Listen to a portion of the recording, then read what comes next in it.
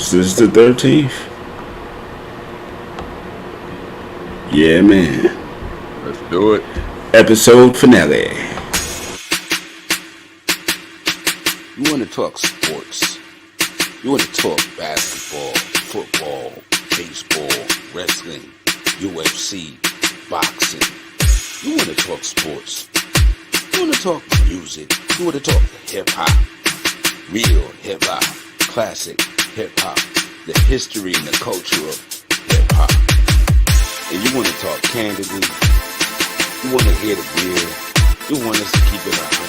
You are in the right place. Welcome to the Candid Quote. Starring your man Coach Bar and your man Mr. Lewis. Bringing it to you real, bringing it to you right. Sit back, strap in, comment, get busy, baby. It's the Candid Quote.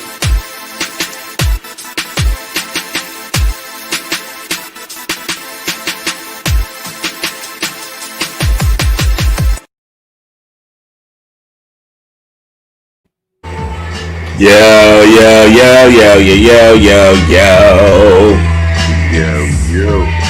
What is happening? My lady, my gentleman, in the building for the 13th episode, the season finale out this piece. We did it. We did it. We made it a whole season without like officially blowing stuff up. It was wonderful. You good, man? Yeah. Oh, yeah, the record, yeah. Nah, they don't know about this. But we do. What's going on, world? My bad. What's up, Coach? How you doing, brother? I am doing absolutely marvelous, my dude. Absolutely marvelous. How are you and the fam? Doing great, man. I can't complain. I hear that. So, how was this season for you, man, so far? I loved it, man. Just want to say thanks for bringing me on, man. I'm having a blast, and I hope the fans enjoy what we put together and continue to tune in because there's plenty more in store. Oh, there's so much more in store. And in the meantime, in between time, let's get to a quick commercial break for your great, wonderful breakfast, and then we'll come back with some headline heat. Yo, you gotta get this new Cinnamon Toast Cap, baby.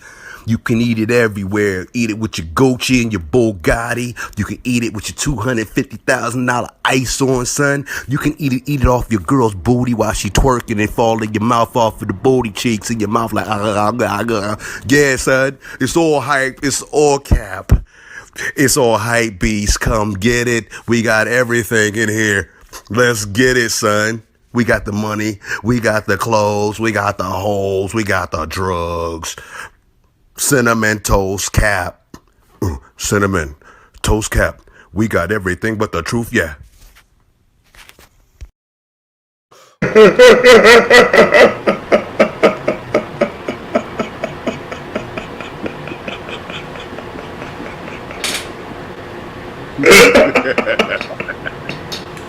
Dude, see, this is what happens when you let him do the commercials. Well done. Oh gosh, yeah. I guess really it's time for that headline heat. And that first piece of headline heat is Woo made a banging ass commercial. Yo, alright. So, yeah, I got the groove music on today. We doing a different vibey over here. Giannis Antetokounmpo got paid, and he's back in Milwaukee for 5 more years at over $200 million. That, that'll get you a lot of job offers. Some dodo, you know what I mean? Right now, fam. Some pounded yam, you know what I mean? Yo, You get a whole yo mess around. You get a whole roasted goat for that. I mean, big things are going, yo. But I find it's funny because you got some people out there like actually mad that he signed and stayed. You got others that are like, "Ha! See, that saves basketball. I told you." And it's interesting to me. Both sides. It's like, it's weird though to me. Just as a side note, talking about somebody else and their money. I don't talk contracts. I don't really, you know what I mean? I was raised a long time ago. You know what I mean? Don't be worried about what's in somebody else's pocket. You know what I mean? So I'm not trying to deduce motivations and all of that. You know what I mean? Because number one, that's their business. Whatever it is that they decided to do, and for whatever reason, that's their reason. You know what I mean? Right. It ain't got nothing to do with us. You know what I mean? But I do like the fact that small market, whatever, he's loyal to the team that drafted him, and he's trying his best to fight it out and win them a chip. You know what I mean? Without having to go somewhere else and team up with a lot of other superstars and stuff in order to do that. You know what I mean? Then burn that building down and go another place to do the same thing and then burn that one down after a while. Yeah, I like what Giannis is doing. That dude. It's cool to me. So, congratulations, young man. You know what I mean? And spend that money wisely. You know what I mean? Yeah. I always had a feeling he was going to stay in. Yeah, I feel that too. And by the way, this week's tasty beverage is brought to you by the Black Barrel. Oh yes. Yo, you know what? I should do a recap show of just all the tasty beverages that we had throughout the season. You know what I mean? And listen, no, I don't drink lights, guys. I did that when I was young. I'm not 20 anymore. I'm not going to the club later. You know what I mean? Gin and all that. Yo, listen, I'm one of those dudes. That's dancing liquor. You know what I mean? You know, you do. Come on. How many times have we partied together? Come on. You know what I mean? You get the gin and juice or whatever. You know what I mean? Or the Long Island iced teas. That's mostly clear liquor anyway. You know what I mean? Or remember the Alizé. Dude, I was Sleepy Alizé. Come on, excuse me, Ali Sleepy Zay. Yes, keep that real. Yeah, I remember. Now okay, ladies and gentlemen, real quick, since we're doing that, when we were in the army together out in Korea, the beverage Alizé was quite popular, and it was like my favorite drink. And it reminded me of New York. It reminded me of Jersey. And so, you know, you always like those little reminders. So, the Shopette joint by the Post had it for like $13 for the big bottle. Mm-hmm. And to me, $13 wasn't much. You know what I mean? And so I would buy it and would just walk around with a straw. Y'all know. You know, did I share? Tell them. Not at all. What would I do if you asked me for some? You giving me either the Hey Love speech or you? No. I'm asking if you remember what I would do. No. You don't remember? Oh my God, dude! I would buy them a bottle. I would take you to the store and buy you your own bottle. I was rather than give you a sip of mine, because the bottle was heavy, but it wasn't a lot in there. Yeah, not at all. Yeah, I mean, so if you share too much, you ain't got nothing yourself. Yeah. So I was just like, you know what? Listen, I got 13, but here. Hey, I do remember the whole squad having their own bottle to themselves. Yes. I mean, mainstay. All right. So what you got for headline heat, my brother? Not much. But shout out to the Sixers. They won their first preseason game. All right. Celtics 108-99. The next one's coming up against the Pacers on Friday, 6 p.m. Okay. I'll be there to check it out. They're looking pretty solid so far. I'm liking it. Tobias Harris, good full stay, impressing me. Steelers, they lost again, but we're still rocking. 11-2. It ain't nothing. We're still kicking. Y'all don't think this rust is gonna last? Nah, you know what I mean. It's if we want to be honest, as many of us, including a couple of his teammates, it was rumored that Ben had also said that a couple of them other wins they got really didn't deserve it because they really weren't playing up to par. And right, the other team just didn't play better. yeah, and it's like, and to keep in mind too, with that type of thinking, if they were still pulling out victories, I'm waiting to see what more he got in store because Ben is he seems even more comfortable in the playoffs. So that's true though. Hopefully this elite receiver core he got can step up to the challenge as well. They fresh and they young. True that. Well, my Knicks are 1-1 right now. They played the Detroit Pistons twice. Gave it to them in the first game, and kind of came back down to earth a little bit in the second game. Shots weren't falling, but the defense is there, and they're currently playing right now. They're playing Cleveland, and this again is right now. It's a test for them, but it's more about implementing all the stuff that you guys have done in practice because they've had a really short training camp, and even this preseason, it's only like four games. So it's really not a whole lot for the new coach, especially like D'Antoni and Thibodeau. It's like they don't really have a whole lot of time to really put their stamp in and start building their culture before the season starts.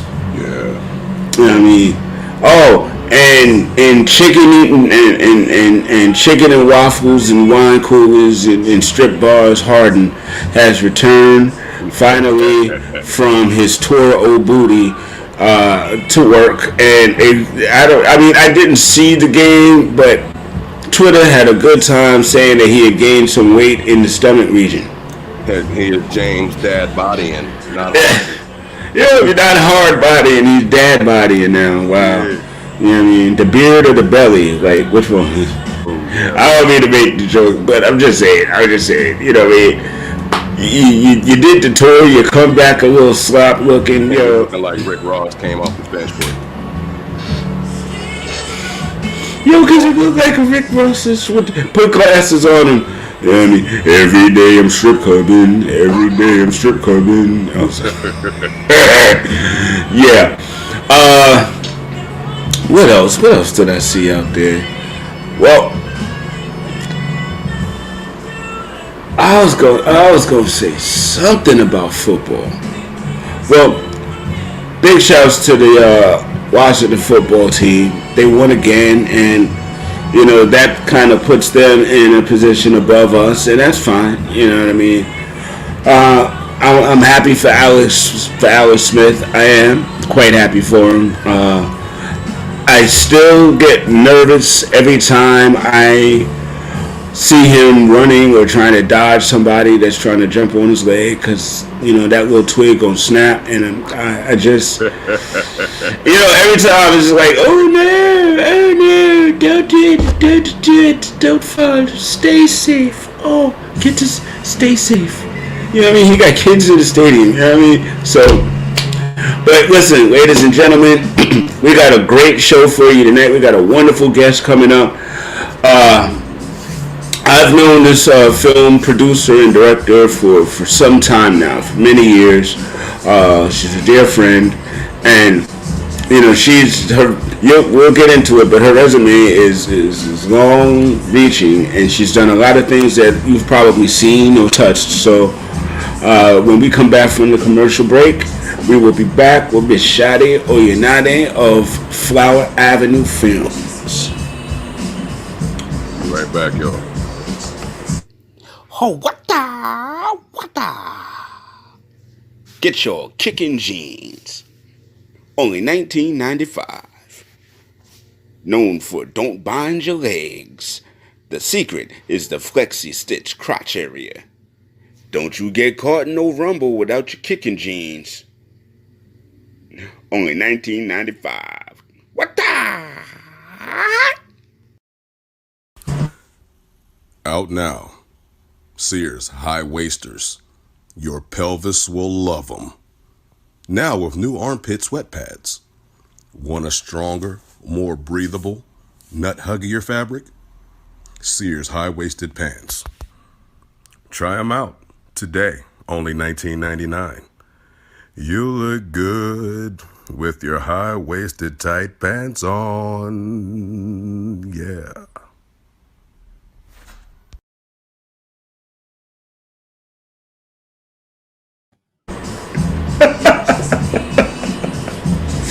All right, yours, yeah, right on. Without any further ado, ladies and gentlemen, for your entertainment pleasure, we have director, producer, superwoman, Miss Sade Oyinade in the building. I love that picture. I love that picture.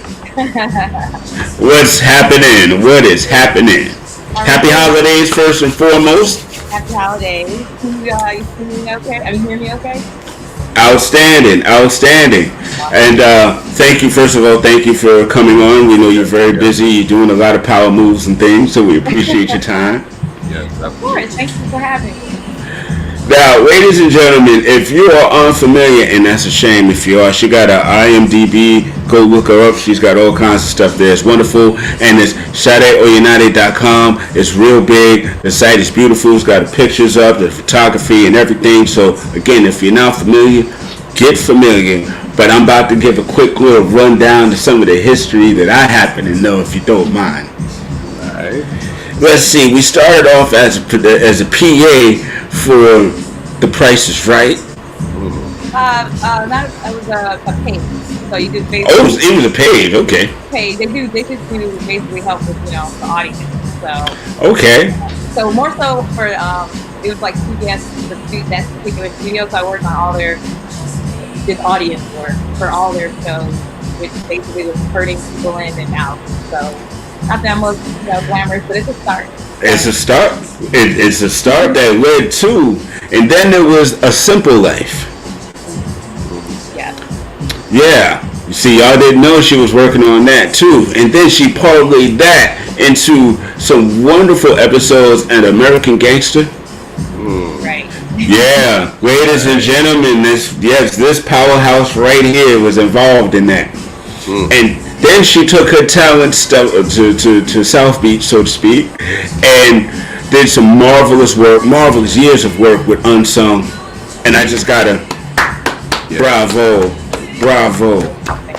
Great work, for real. Great work. Thank you. I'm a huge fan of the show. Yes. Gangster. Oh, yeah. The movie with Denzel that was based on Frank Lucas was actually, I just saw it was on earlier today. So it kind of made Oh, that's nice. See, yeah, it made me reminisce a bit because I actually spoke to the real Frank Lucas back in the day. So I was just, that movie just kind of reminded me of it. I remember you were telling me a lot of the stories of how the character that Frank actually was. Yeah, it was interesting person, and it's kind of like, I don't know, surreal to be.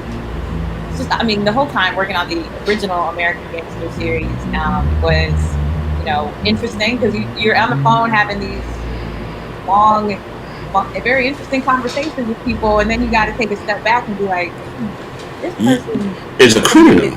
Is a criminal, or this person, killed people. You can't come to my house now. So it was, and Frank Lucas was interesting. I felt really bad because way back then, he lived in New Jersey. I think didn't he? And, Yes. And I remember having to send, there was a PA who was local in New Jersey who was helping us, and I would talk to her all the time. She'd basically go to the library for us, because there were certain articles you could only get at the library in New Jersey. Right. And then I needed her to get some photos from Frank Lucas, so I had to send her to Frank Lucas's house, like I think once or twice. Wow. And I felt so bad, this young, little girl, and I'm sending her to, the gangster Frank's house. And he's like harmless and everything, but still, like, she knows who he is, and so it was just kind of funny. So. Right here, do me a favor. Go over to this convicted murder house and, go pick up some Polaroids. It's so funny because it's interesting watching it all dramatized in a movie, and I hadn't seen that movie in a while. But that he really didn't have a lot of pictures of himself before I think age 35. Really? And that's how he stayed, which is difficult for us doing a documentary. Right. But that's how he stayed, undercover, like under the radar. Under the radar for so long. Unlike Nicky Barnes, who was posing on the New York Times magazine. Come arrest me. And we used to joke, and it kind of was true in the office, because it was that like chinchilla coat that he wore to that fight that got him caught up, and that was real. So wow, he stayed really low key before that, but his wife had bought him the chinchilla. He wore it, and then you can't say no to your wife.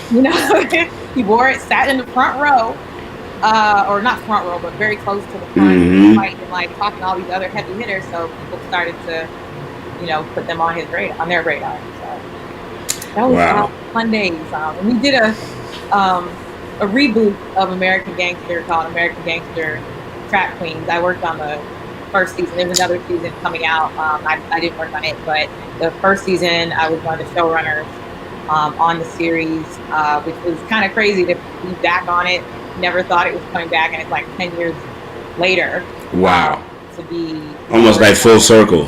Yeah, exactly. That's kind of where I started in documentary, was on American Gangster. So getting to kind of come back, and it was different stories, because there was never a woman on those 3 seasons of American Gangster. Never any female criminals. Wow. Okay. Even though I know the executive producer at the time had wanted to do that, but it just never happened.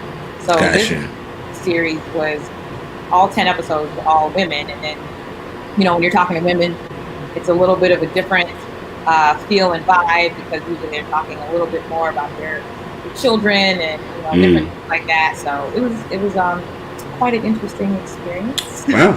So you're very well abreast of the criminal dynamic. Yes. So how did that help you segue into musicians? Because there's a lot of criminals there too now. There are. Actually, I kind of learned music business is one of the roughest businesses to be in. Like, I have a lot of respect for musicians. It's tough. It is. If nothing else came out of Unsung, it's a tough business. It's brutal, to be honest. Wow. I mean, obviously people make it and you're able to be successful, but it's really tough. And I was working at the same production company, A. Smith & Co. Production. They and the same person who was overseeing Gangster moved into Unsung. And the funny thing is, I didn't want to work on it at first. Really? Because I have done Gangster, working on 3 seasons of it, and I had done like a few pilots for other shows that, in between, but working on 3 seasons of a show on very heavy shows on crime, right, draining, and a lot of people were just kind of over it at that point. And also I have, which we'll get into, I had a passion for directing, and I wanted to really get more into the scripted side of things, which is originally the reason why I got into this business. I just kind of fell into reality and then realized that wasn't for me. And then like documentaries, okay, at least there was a little more storytelling to me involved. So, but my, one of my bosses convinced me to stay, and I just remember being like, I don't know. And it wasn't. One season had been out. I didn't work on the very first season. It had only 4 episodes, because that was going on during my last season of American Gangster. But he convinced me, and it was definitely one of the best decisions. So I'm grateful that he did. And it was quite great experience. I learned a lot, met a lot of great people, helped me develop as a producer and a writer in a lot of ways. So, and learned a lot of inside stuff. There's a whole lot of inside story, things that never make it into the show. And like what? Well, I don't know if I can say some of those things. Starting on the show, but no, if I can think of something, I'll share it. But I mean, just even like not like things that are like inside scoop, but intimate moments. Like I'm sitting in Angela Winbush's living room. Wow. As I'm scanning photos, because she didn't feel comfortable. Normally, I go and I interview people, and I have a production assistant help like scan photo, or they mail them to us or whatever. But she wasn't really comfortable with a bunch of random people in her house. So Right. after we would do her interview and sit, I did it over 2 days. I'd sit in her, like dining room, kitchen area, and scan. And she had a lot of photos. That's why it took a lot of days. Her mom called herself the Library of Congress because her mother kept all of her photos from like performance, newspaper articles, Howard, everything. Her mom kept everything, which is great, but took a lot of time to scan everything. So I'm having these like intimate conversations. She's telling me certain things that she maybe isn't comfortable sharing on camera, but and then it's just kind of cool hearing her get comfortable, and she's taking her makeup off, and it's like we just two girlfriends sitting in the in the kitchen chatting it up, and so stuff like that. Those were fun moments when you do get to develop a relationship with people, and some of those individuals I did shows on, I still communicate with to this day, and you spend a lot of time with people, from pre-interviewing them to interviews and other things. So it was a great experience. There's some not so great experiences, but there were fewer than the others. So, but no, it's all overall it's a good. I could throw a couple of names out there just to evoke something. but I digress. No, but she's definitely shared with me some very interesting tales about certain folk. Yeah, and some folk just special, fam. That's the only way. Some folks are just. But it's a great show, and it's still going. There's a new season coming back. But I haven't worked on the show in a while. Every now and then I'll dip in and help out with a few things here and there, but I'm not working on this last season, and it's going to be interesting. I think it's going to be good. I don't think I can say who's on it because I'm not supposed to. And I'm not really sure. No, I still work with, communicate with people there, but I just know and I'm glad that it's still going strong. The show's still popular. They, I think they have now, I think it's 7 NAACP Emmy Awards. Really? So. Well, how many do you have? I have 6. I don't physically have the 6. I have 3 physically. 3 were, the thing is with a lot of those award shows that people don't know is they only give out like maybe 2 or 3 of the actual awards to if it's a show. Right. And there's a whole lot more people than 2 or 3 people. So like VPs and stuff might get the award. Everyone else has to like pay for their individual trophies. And back in those first, early days when we won some of those first 3, I ain't having enough money. Right. So I was just like, yay! I know in my heart. I win that, but so wow. I have 3 of them. So maybe one day I'll go back order the other 3. But but that's 6 NAACP awards, yo. That's what I'm talking. See, we got award-winning people on the candy corner. That's what I'm talking about. Okay, so yeah, right. So. She did the wonderful, wonderful TV shows. And then there was a spark of a flame. There was a wonderful idea about doing a short film about AIDS. Could you tell me a little about that? Yeah. So that was in my, desire to direct. I was just asking friends around, like, who has a film or a short, like a script for a short film that I could, direct. And one person, I've read a few, and then this was the script that I liked, and I also was trying to think strategically because I thought it might be easier to raise money for a film on an issue versus right. Hey, I want to do a love story. Right. And I had no idea how to raise money, so that's why I was like, that might help.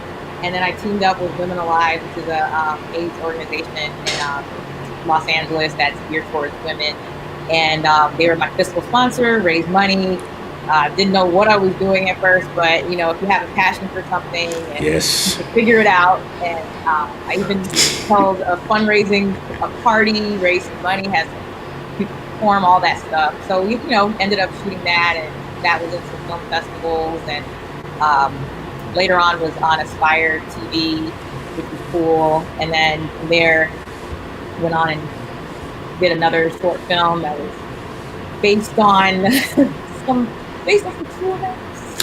Oh, I was about to even go into that. Now, before we drop into that one, ladies and gentlemen, the name of this short film was called Who Do You Know? Yeah. With a question mark on it. It's very cool. There's a black logo with the lettering. It's very cool. Well, age ribbon was with the age ribbon's part of the question mark. Yep. Right. Yep. The whole question, that question was it was in the film, and it was geared towards African American teens, which was, I think a lot of people didn't realize, was a group of a population that had a high rate of HIV, getting HIV and transmitting it as well, and wasn't something that was being talked about a lot. So right. I felt it's a great story to kind of tackle that.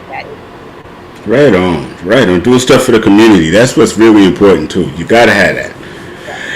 And then, as you said, there's this next film that was very near and dear to my heart as well. And this is a film called Yemi's Dilemma. And it was starring the dude from American Ninja with the alphabet. I forget his. Yeah. Akbar. Yes, Akbar. Akbar to tip. Yes. Akbar. His last name is Bazu. He's in one scene in the film. Yeah. So, what was Yemi's Dilemma? What was Yemi's Dilemma? It was, the story is basically about, a woman named Yemi who's engaged to be married to a Nigerian American woman. She's engaged to an African American man, and it's about what happens when she reveals to her family that her plans to marry this man. Her family is very much about marrying in the Nigerian community. What happens, and not just what happens with her and her parents, but how that affects the relationship with the sisters and the rest of the family. So that is based off of a real experience. So based on a true story. Yeah, based on a true story. And I just thought I like to tell, and this is at this point I met my producing partner Deshaun Player, who unfortunately couldn't be here tonight. She's just been battling a cold, but she really wanted to be here. So hopefully we can get back on together. Big shouts to Deshaun. We are going to have you on. Just get better. Yeah. So I met her at this point, so we produced it together. All right. And basically from there, we realized we had a good working relationship, and we've been writing and producing together since then. But yeah, we, one of the things we both like to do, I think both of us have very interesting backgrounds, and we like to kind of tell stories that, like for me, I like to tell stories that deal with first generation American stories, because I feel like, when you watch TV, like America is not just made of black people, white people, Latino people, and Asian people. It's like, we have very specific, like if someone's Asian, they might be Indian, they might be from Taiwan, they might, if someone's Filipino, black, yeah, exactly. Someone's black, they might have a parent that's Jamaican, they might have a relative or a parent that's Nigerian or from Ghana or whatever. But we hardly see that. We don't see enough of that, I think, in TV, like the different cultural backgrounds that people have, and also the it's a whole different story when you're growing up and you're like first generation and sometimes second generation, because you're dealing with living with in between multiple worlds and cultures and things. So I like to talk about that. And all right. And then Deshaun as well, like she actually grew up in foster care, so she, it's important for us to tell stories that really matter, exactly, and can inspire people as well. And what? I saw a really, really cool write-up of both of you guys. I think it was in Voyage LA magazine. They had the nice photo spread and everything. It was very cool. So check out Voyage LA magazine, and you'll see the article. And again, great stuff. So you had Yemi's Dilemma. You had the first film. Excuse me, it escapes me just that quickly. Who do you know? Who do you know? And now I believe there's a new project. Before, not just for Love of Jason. We're going to get to that in a moment. But there's another one, I believe. Well, we have a more recent project that we had done. It was a film that Deshaun had directed. Yes. Called First Day Back. First Day Back. That's the one. Yes, it has Loretta Devine and Aisha Hines and really amazing cast. So it's a great film. It's basically about dealing with the issue of gun violence in schools. But we decided to look more at the aspect of what happens after a school shooting. This is not a mass shooting; it's just like somebody got shot. Yeah. So, but still, what is the effects afterwards? Like, what's it like? No, that's real. That's students going back to school, teachers, faculty, because it affects teachers and faculty too. So that is a big part of what we were trying to do with that film. It's actually currently available to watch on UMC and Amazon Prime, so you can check it out there. I think it was a great film just to work on, to do something that had an impact and really looked at the back story, I would say, like psychology of just dealing with trauma and having to return back to like the scene. Right on. So now we come to my favorite. Now, this show is what I believe it's into its fifth episode, sixth episode. The fifth episode comes out tomorrow. Okay. The young man, it's very well done. It's funny. It's provocative. It shows some of the good male angst that we don't necessarily like people to know. So one of the things that I really dig is his friends, the two especially, baldhead male and wise ass sister girl, because that's me. Those are my friends. Oh yeah. Because any smart man has a homegirl. Ladies and gentlemen, fellas, are you hearing? Any smart man has a homegirl. You got a homeboy, don't you? Yeah. I got a few. See? So that means that whoever her homeboy is that's her homegirl. So it works. We get great advice. We get dumb advice from dudes. Dudes, we tell each other, yeah, man, go do that. Yeah. And they see, man, why you telling me that? Man, I didn't know you was going to listen. But ladies, y'all always give good information. You know what I mean? Listen, that girl trying to play you, fam. Look how she looking at that other dude to get her a drink. Watch. Don't watch. I know you're gonna do what you do, but just watch yourself. You know what I mean? That valuable advice. So again, just seeing that dynamic play out in the show is just very good. So if you guys haven't seen it, go check it out. Tell us some more about it. Tell us how it came together. All of that good stuff. Okay. Well, I'm glad, first of all, to hear that you're enjoying it. That's always great to hear. It's the show is created by a friend of ours, Trell Woodbury, a friend of Deshaun and mine. Actually, he had written, the pilot. He came up with this concept because I think it was just something that he just wanted to share, because you don't see a lot of these stories coming from a male perspective. So it's very important for Trell to share this side, share some of the things that men, especially like men at this point, like in their 30s, are dealing with. So that kind of, where it started. And then we ended up working with him, and we have, a group of us who were writing it together. And so we just wrote these episodes, ended up connecting with, pitching it to UMC. They really liked it, and it kind of, went from there. So the whole process, we were actually supposed to shoot it. We ended up, it was a quick turnaround, because we were supposed to shoot it in June, but COVID. So, that happened. So, a lot of things got pushed back, but we still managed to get it done. We ended up shooting it later on in late August, early September, and getting it done so that it could come out in November. So, it's a really great cast that we had put together. We had a casting director to help with that as well. So, and it's been a fun experience. We really wanted to kind of show something that was funny, but it's still like real and gets you some dramatic moments because there's just a lot of stuff, heavy things that you're dealing with at that point. But we would sit together when we would sit down and write, and a lot of times, a lot of things were drawn from our own personal experiences. So there's some real stuff up in there based on some of it, which was some of that is the funniest stuff. Well, yeah, because truth is always funny and stranger than fiction. So exactly. Yeah. So just a really great cast, and we're getting great feedback so far. So it's just great to hear that people are enjoying it and kind of feeling what we were trying to put out there.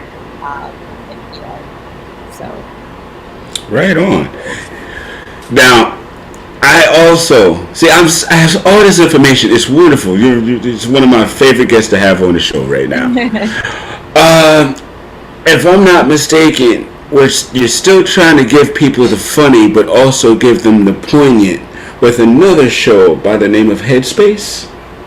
Yeah, that one I can't talk as much about right now because we're developing that show and have some hopefully I'll be able to give an update on that sometime next year, I hope. But we shot our own proof of concept series about it. It is dealing with mental health in the Black community, which is really important. And but hopefully we'll have more developments to share on that. But we were just really wanting to get that out, but in a comedic way, Right. So we'll hopefully be able to share more about that very near future. So there's just some interesting developments coming up there, but we'll see how it all comes together, and I can share a little bit more. See, what you guys don't understand behind the scenes is that's good news. That's not bad news. That's good news. That's good show news. So keep your ears out there, folk. I'm telling you, we bringing y'all the hot that you don't even know is hot until after it pops, and then you go come back and say, y'all was on the candy corner. Yeah, that's right. Yes, I hope we can, hopefully we'll have some, good news to share, and we can come back and talk about it a little bit more. But there's still a lot of stuff that's kind of up in the air right now. So right on. Now, you're not just the super phenomenal director, producer, writer, arranger, mixologist, wonderful stuff, but you're also a Washington football fan. Well, I don't know if I still am. Well, they're winning right now. They're at the top of the division. They are. I mean, I'll be honest. I haven't been watching and following football much this past season, or probably not even last season, for a number of reasons. Been a little frustrated with the NFL, but I used to a lot more. But I know they're doing better, but it's been hard being a Washington fan. Football, yes. Yeah, Washington football. I mean, I don't know when they're going to finally just go ahead and pick a name, but we won't get into that. I'm just happy they finally started the process of change. There you go. They got a good coach. They fired a lot of people. Bruce Allen, who's been there since they set the pavement, something like that. It's better. I mean, I'm not a big fan of the owner, but that's not going to change anytime soon. So yeah, I get you there. Oh, but ladies and gentlemen, she also loves hip hop, and I gotta bring this up, man, because a lot of people don't know how big of a Kool Moe Dee fan this person happens to be. Yo, yeah. Can you tell about the Halloween costume? Can you tell them? I was it's funny because there's another funny story related to that too. I was a big, and I can't quite put my finger on what it was, but I was a kid. I was a big Kool Moe Dee fan. I don't know, I just liked it a lot at that time. And when I started this thing on Sung for the crew, where we would I suggested, because I'm a really big Halloween freak. I love Halloween. Like, it's my favorite time I do too. Other than my birthday, it's my favorite time of the year. Same. You know, even everybody's thinking it's the most wonderful time of year for Christmas. That's Halloween for me, except for this year. And so I had us institute a unsung Halloween where the crew, basically everyone who worked on the show, who wanted to, would come in the office dressed as someone we had done an unsung on. And I was very strict about it because I was like, you can't come in dressed like Diana Ross. Like, you can't come in dressed like, we didn't do a show on her. It's got to be someone who did unsung or unsung Hollywood on. It could be someone we interviewed, but it's, typically someone we did a show on. So we started that, and everyone got it. Well, most people got into it, including my bosses. And then one year, I decided to go all out, and I dressed like Cool and glasses, hat, everything. I found the glasses and the hat. The hat, I was able to find. The glasses took a while. I was bidding on it on eBay. Like, I had to go on eBay to find those glasses. The Kumo D glasses. It was quite the search, and then trying to find like some sort of jacket that looked like something he would wear, and some leather pants to like. That's for sure. Copy one of his album covers or something. And I came in, and people were just like falling out laughing. And I took a picture, all posed like right next to. We had this wall in the office that had all the album covers, a lot of album covers that we used, and I took a picture next to one of his albums. And fast forward many years, I think it might have been 2019 or 2018. I can't really recall, but I never actually met him. I didn't do the show on Kumo D. So I hadn't actually met him. He was at the Image of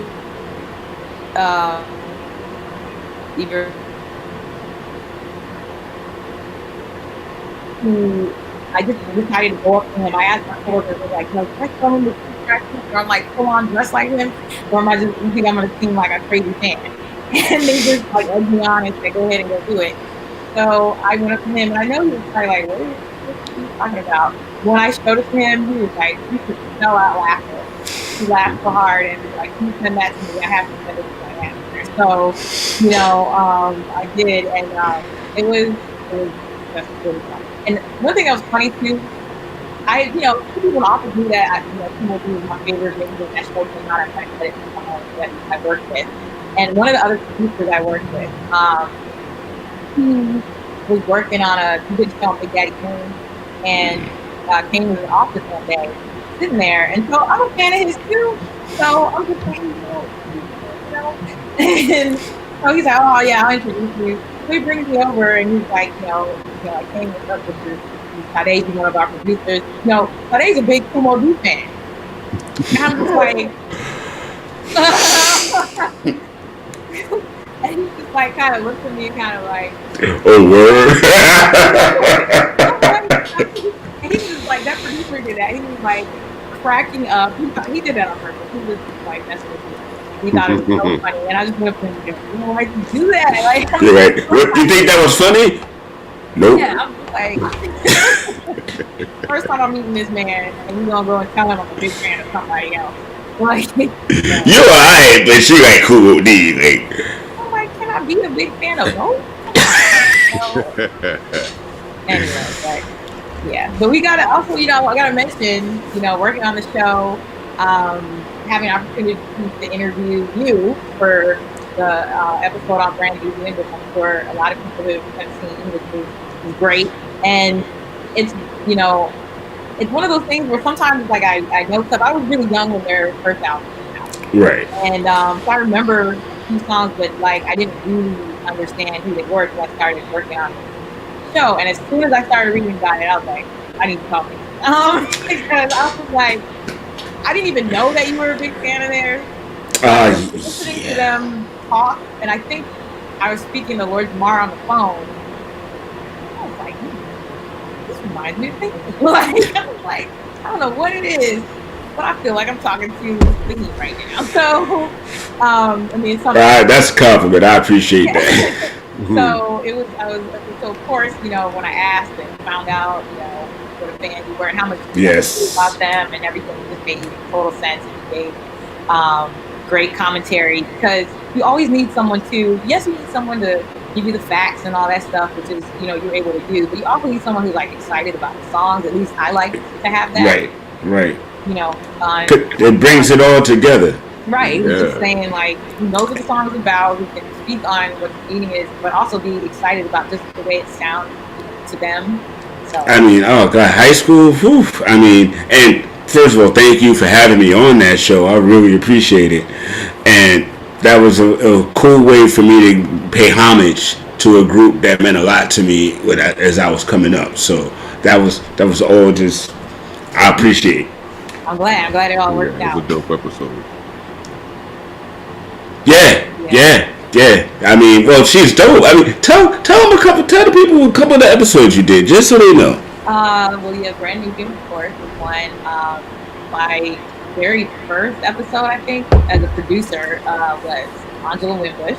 I worked on Montel Jordan. There's a lot. I did a lot of shows, so I'm trying to remember. Rick James. Bootsy Collins, right? Bootsy Collins. Actually, that was my first one. That was I did it as a co-production with another producer. But yes, Bootsy Collins. They're all coming back to me. Shanice, Deborah Cox. Those are more recent ones. Some older ones. I did a bunch of groups in a row: Confunction, Mint Condition, Atlantic Star. Those were great episodes too, yo. Escape. I actually did. Escape was the highest rated. To this day, it's still the highest rated episode. I think you're the reason why they were trying to get a reality show or something like that, just to keep it above. I think it coming out, kind of stirred, a lot of things happened with Unsung once, the shows would come out, people would start getting calls. We got a lot of artists who would call us and tell us that they started touring again, or they got a deal here or whatever. Even the guys who were Lester Troutman from Zap. Yes. I spoke to him around. I wasn't involved in that show, but it's great. To me, it's still one of like the best episodes. And really? I helped organize. Like, we reached our 100th episode back in 2015, and I helped organize this party that we had for the crew and for the people who were on the show at the time, and for all the artists we did shows about. And I remember speaking to him on the phone. He said that he really wanted to come, but he couldn't make it because he's like, ever since we did that show, which his episode was like years before. Mm-hmm. He's like, ever since we went on that show, we haven't stopped touring. Right on. He's like, I can't. You made us money. Shoot. Very cool. To the party because they were going to be doing a show somewhere overseas. And he was thanking us again because he's like, their touring just picked up tremendously, and they've been doing shows regularly ever since that show aired. So that was just great to hear. We heard so many people, and it was a fun experience. My favorite Unsung Hollywood, I liked all of them, but my favorite one was Different World, because that was the show growing up. Mine too. Mine too. To meet all those people who were involved in the show. You so lucky. That was That's the show that made me want to go to college. For real. I think that was the point, but it made its point. It made me like, yo. It was great. It was great to hear all the behind the scenes. So I don't know. And then I love all the shows, but one that kind of sticks out to me most is the one I did on Charlie Murphy, because that was like did that about a year before he passed away. So I still think about him. That was my second time interviewing him. I interviewed him for Rick James, of course. Years before, and so this time it was great. I sat with him for I think about 5 hours in the interview, and then we went out on another day and did some stuff out in his old neighborhood. So it was just I met him once when I was working at a Blockbuster in Inglewood. Oh, really? He was in the store, and the store manager who was training me knew him and introduced me to him. He was a cool dude. He's a cool dude, man. He was a very cool dude. It's really sad that, the person was gone too soon. And he's really funny. Yeah. Really just one of those naturally funny people. It's like funny, just sitting there, just funny. And it's funny because me and hip hop go shoes and socks, and so I originally knew him from the Canine Posse, and don't nobody know him from the Canine Posse. This beat is military. was their like big single, military. Right. Yeah. I actually have that in my mental Rolodex. It's so sad. Being the child of a soldier, my dad had that album. Learning about him, I was like, I don't remember this. It's funny. It's funny the stuff you remember. I mean, but hey, we definitely appreciated you chopping it up with us tonight, man. Celebrating the season finale. I'm just grateful and appreciative to be here, and what you guys have been doing. I've been checking out the show. It's really awesome. So I'm just like really happy for you both that you're having so much success and wish you even more. Oh, blessings. And listen, the continued success on this side too, man. Keep shining. Keep pushing out these shows. Keep giving a path for young actors and actresses and writers and PAs and pages and producers and young directors and screen folk and photographers. You're giving everyone a path and you're giving them inspiration, man. And it's just wonderful to watch. And I'm very proud to. Just yeah. Thank you very much. So I hope everyone, get the chance if they are able. If they haven't watched For the Love of Jason, it's already got 4 episodes out. Episode 5 comes out tomorrow. It drops at the beginning of the day, so at any point in the day you can just check it out. It's a great show, and then also you can get it through umc.tv or you can get the app. And as well, First Day Back, our short film that was directed by Sean Clare. That's also available on Amazon Prime and UMC. Right on. Ladies and gentlemen, Sade Oyinade of Flower Ave Films. Yeah. We'll be right back after this commercial break. Come on and get your brand new pair of Timbs. That's right, Timbs. Everybody in New York got Timbs. Everybody everywhere, the work boot of the streets is Timbs. Get your Timothys at every bootleg store right now. Only $9.99. Word, get you some Timbs. Oh, it's the holidays. You gotta get that brand new Sesame Street lovable elbow. Only $1.99. Trust me, it gets better the longer you look at it.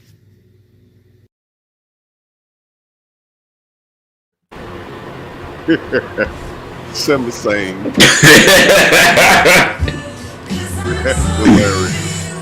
Yo, keep it a buck. The first time I saw that commercial, she saw it as regular. And when I said Simmons, she looked again with her.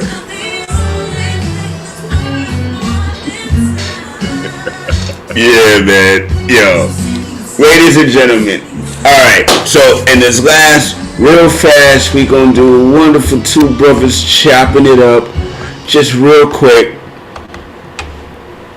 This has been a great season. I mean, I just really want to thank everybody who's out there watching and listening, supporting, hitting us up on Twitter, following us and subscribing on the website, on YouTube and everything. Just supporting our growth, man, and just being there with us as we go on this journey. We really appreciate you. Yeah. And this journey is just going to get bigger and better, y'all. I'm telling you. If you like this and you like what I did before this, just wait, because this is about to get very thisness. Write that down. I'm E40. Thisness. Write it down. Next year, season 4 is going to start with on January 6th. We're going to be back to the fact.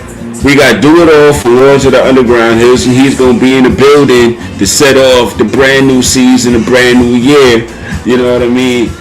Mr. Willis going to have some treats for us. Next season is going to be quite the very goodness. Yes, y'all get to see and hear more of me. Yeah.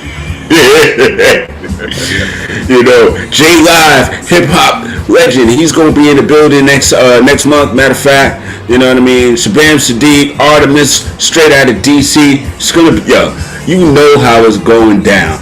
And trust me, we're gonna get some more podcasters and sports enthusiasts from the Philadelphia side, or the PA side, I should say, because we're very NY centric right now. But it's a family, so we're gonna mix it up for you. Yeah. You know what I mean? I got some Jamiroquai in the building and I'm boogieing because it's Jamiroquai, and you gotta let that happen. You know what I mean? Indeed. Oh, hey guys, happy holidays. Yes. Happy Hanukkah, Merry Christmas, Happy Kwanzaa, Happy New Year. It's our last episode of 2020. It's been a rough one. Hopefully 2021 will be better. Like I said, you'll get to see more of me. Season 4, got a heavyweight lineup. I want to thank everybody that tuned in. Thank everybody for the support. Thanks Sade Oyinade for tuning in. Yes. Through and showing her greatness. You know, Yes. and, big things are going. Big projects. yes. And until next year, stay positive, stay showing love, stay kind and negative. Indeed. And let's go next. And beat writers, I'ma be on your. Yeah, this is the last show. This is not me disappearing. I'ma be on Twitter later. Y'all better. Y'all better. Y'all know how I do. Y'all know how I do. Ladies and gentlemen, this has been your main man, Coach Fa. And your man, Mr. Lewis. We'll see you guys in 2 weeks. Happy holidays. Enjoy. Thank you for supporting us. We'll see you soon. It has been the Candid Corner. Yes, indeed. Follow me on Twitch, The Black Lebowski 7. Going live in a few. Peace. Bang, bang, bang.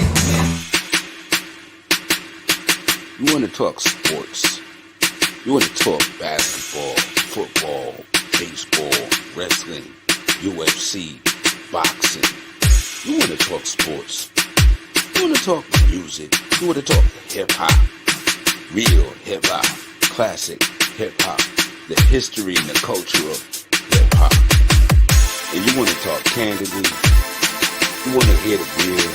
You want us to keep it 100. You are in the right place.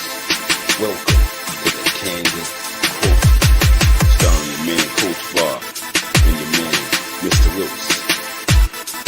Bringing it to you real, bringing it to you right. Sit back, strap in, comment, get busy, baby. It's the Candid Corner.